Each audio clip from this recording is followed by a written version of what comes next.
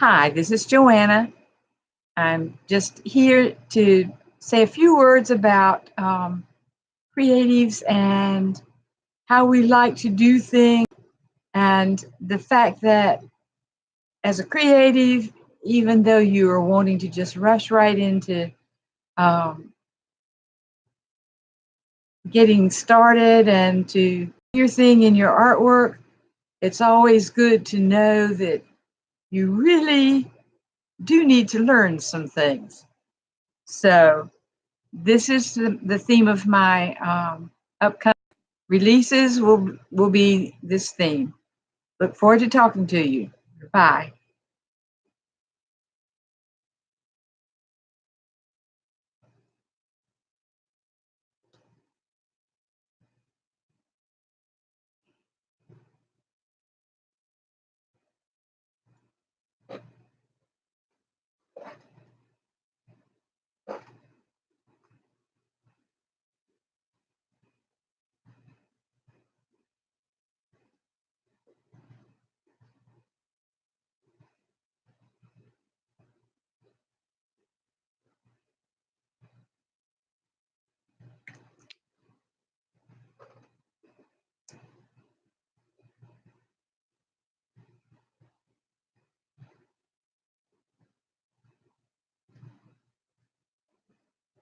For instance, when you're wanting to paint a wonderful painting in watercolor and oil, whatever, you do need a good drawing first. And as much as we like to just strike out and um, do our thing, it's probably best to take a book and a look at it and look at what the basic features look like, for instance, in a face.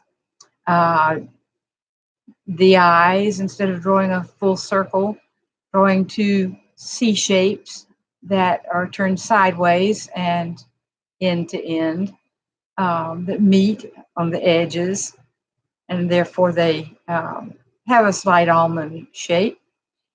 It's best to add a little tear duct at the end, which closes off the eye and makes a distinctive look that the two eyes have tear ducts that meet right in front of the upper part of the nose.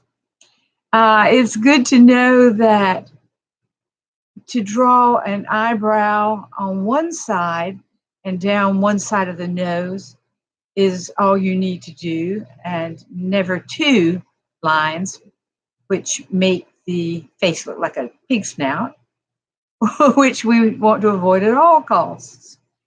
It's good to know that the mouth is kind of like an arched bow. It goes way down on the sides and way up, just like that bow, ready to shoot an arrow. No one does it enough, actually. So that's one thing that one should know. And the arch on top is repeated in the line between the two lips, but is not as accentuated. These are little tips that help you immensely. Now, on the mouth, the two end lines right here actually do not meet. So you have the arch of the bow coming out like this, and then the bottom part of the mouth actually squares up a little bit more and ends before it hits the top definition, or the top well-defined lip. I start by measuring things out from top to bottom. The head, the eyes are actually halfway down the head. And you prove this by sticking your thumb in your eye and going to the top of your head, and then taking this rigid position down from the eye to the chin. And look, lo and behold, they are the exact same size. People forget that from the temple up to the top of the head is also a space. And so they flatten it out right there and cut it off and make you look a little unintelligent by doing that. Um, Once you get to the eye, and that's halfway down, like I said, then you want to do thirds from the eye to the end of the nose, from the end of the nose to the lips, from the lips to the chin. Now, these features and proportions vary from person to person, but you do need to know what the standard or averages are so you can pit your person against that standard and say, and then at the end of the nose, you draw a line out, and that is pretty much the end of the earlobe. If that is not the case, then you say, oh, okay, this man's ear is a lot lower than most people's ears, and it comes down to say here. Um, these are well established lines and delineations, and most books that have drawing tips for people that start out with a good drawing of the face um, have this well outlined. After I have done these vertical dimensions of the face, then I do left to right dimensions. And I establish how wide the nose is. And so I put two little dots for one for each side of the nose. Then you go into the eye and you put your next little dot at where the depression of your eye hits, where the or where the tear duct ends. And that way you have your eyes as closely together as your subject or as far apart as your subject. And then you do your nostrils the same way. And you notice things like the middle lobe is usually longer than the two side lobes. And you draw it in that way. The smile line comes from the top of the lobe of the nose out to the extension of the lip, and sort of cups in. If the person has lines coming from their mouth, then they tend to come in the sort of an outworking of it. The chin is either flat and straight or it's pointed, and it tends to come up in separate lines from how the actual perimeter of the face comes.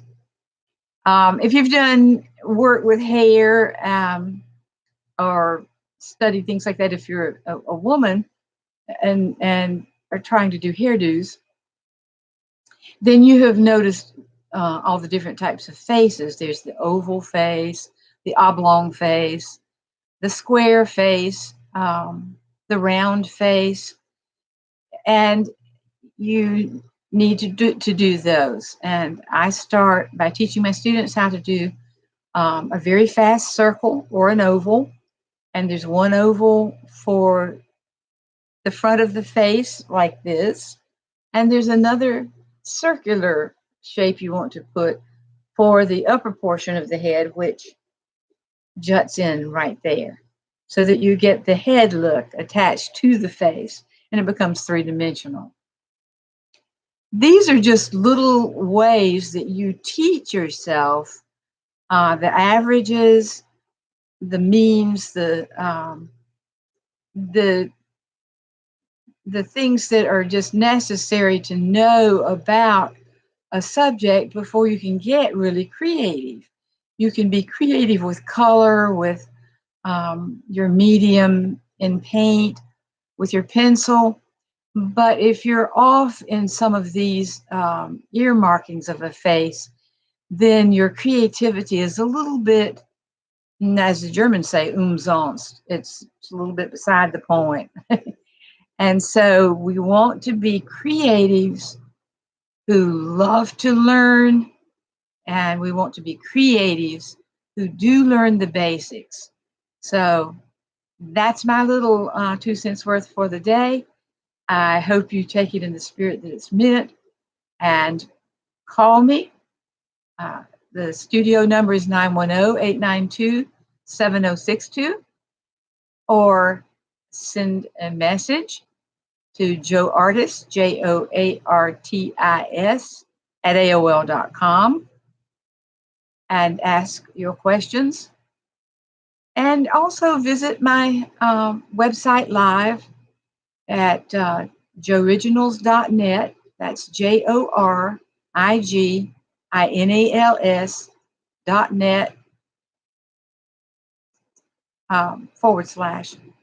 And go to my website, look at what you want to, and leave me a message there.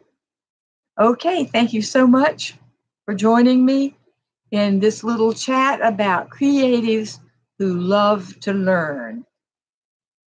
We'll talk to you later. Bye.